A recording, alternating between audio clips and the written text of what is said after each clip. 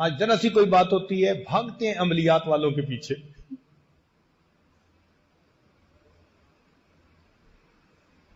کیا فائدہ ایمان خراب کرنے کا؟ جاؤ تو کسی صاحب شریعت بندے کے پاس جاؤ، کم از کم شریعت پہ عمل تو ہو.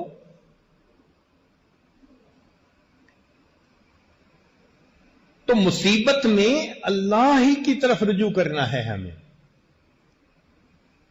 جس نے پریشانی بھیجی وہی پریشانی سے ہمیں نجات دے سکتا ہے. چنانچہ اللہ رب العزت کا یہ وعدہ ایمان والوں کے ساتھ کہ اگر ہم اللہ کے احکام پر ثابت قدم رہیں گے وہ رب کریم ہمیں ہر مصیبت ہر پریشانی سے نجات عطا کرے گا.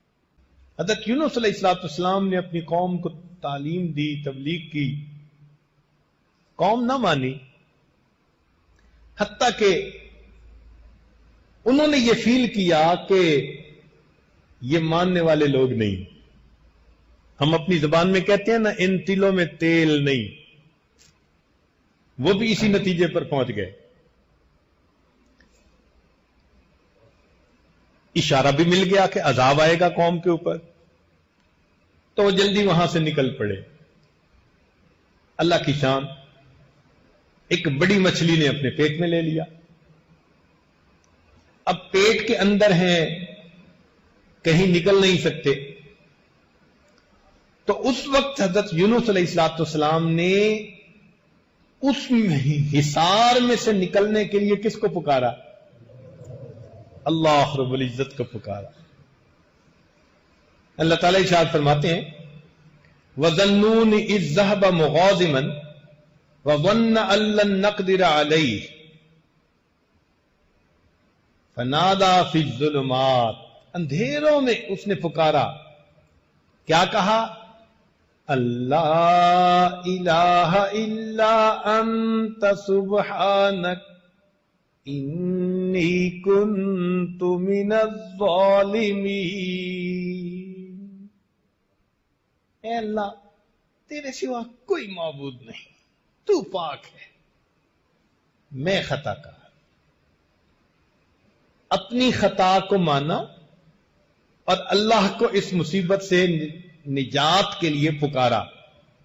اللہ تعالیٰ ارشاد فرماتے ہیں فَاسْتَجَبْنَا لَهُ وَنَجَّيْنَاهُ مِنَ الْغَمِّ.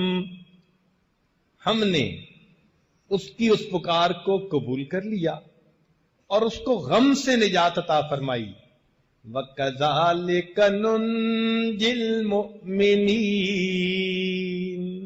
ہم ایمان والوں کو ایسے ہی نجات عطا فرمائیں.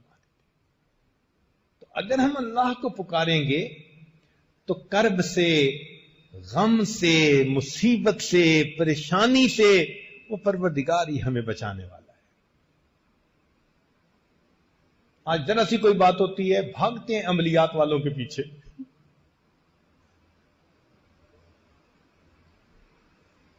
کیا فائدہ ایمان خراب کرنے کا؟ جاؤ تو کسی صاحب شریعت بندے کے پاس جاؤ، کم از کم شریعت پہ عمل تو ہو.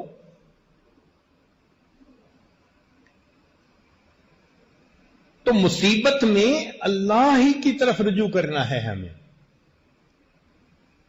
جس نے پریشانی بھیجی وہی پریشانی سے ہمیں نجات دے سکتا ہے.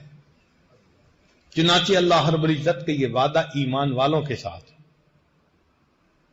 کہ اگر ہم اللہ کے احکام پر ثابت قدم رہیں گے وہ رب کریم ہمیں ہر مصیبت ہر پریشانی سے نجات عطا کرے.